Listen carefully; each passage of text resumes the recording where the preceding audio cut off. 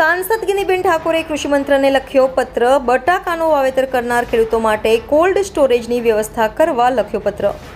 Cold સ્ટોરેજો પર નિયંત્રણ કરી ખેડૂતો માટે બટાટાની ખેત પેદાશ માટે સ્ટોરેજની વ્યવસ્થા કરવા લખ્યો પત્ર.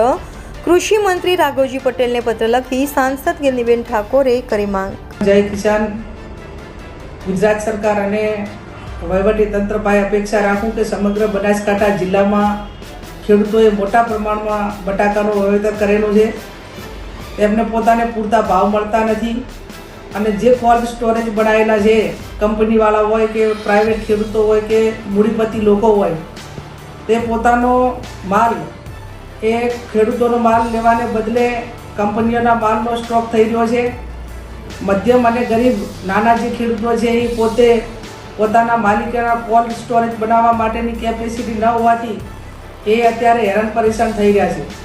જ્યારે કેન્દ્ર સરકાર અને રાજ્ય સરકાર કોલ્ડ સ્ટોરેજ બનાવવા માટે સબસિડી આપે ત્યારે ખેડૂતોને ધ્યાનમાં લઈને ખેડૂતોના હિત માટે સબસિડી આપવામાં આવે છે. પણ વર્તમાન સમયની અંદર જે કંપનીઓ અને બહારના જે મોટા વેપારીઓ છે એ ક્યાંક ને ક્યાંક ખેડૂતોનું શોષણ કરી રહ્યા છે. ત્યારે હું રાજ્યના કૃષિ મંત્રી અને જિલ્લા વહીવટીતંત્ર પાસે અપેક્ષા રાખું કે આ તમામ કોલ્ડ સ્ટોરેજવાળાની સાથે મિટિંગ કરી અને 40 કે 50% માલ એ નાના અને ગરીબ ખેડૂતોનો માલ પહેલો કોલ્ડ સ્ટોરેજની અંદર મૂકવામાં આવે અને પછી બાકીનો જે કંઈ જગ્યા વધે કે જે કેપેસિટી વધે એની અંદર કંપનીઓનો માલ ભરવામાં આવે એવી હું અપેક્ષા રાખું છું. આવું કરવામાં નહીં આવે તો ભૂતકાળની અંદર તમામ ખેડૂતોએ બટાકા રોડ ઉપર નાખ્યા હતા અને ખેડૂત પોતે આટલો લાખોનો ખર્ચો કરવા છતાં એને પોતાને જે વળતર મળવું જોઈએ નથી મળતું.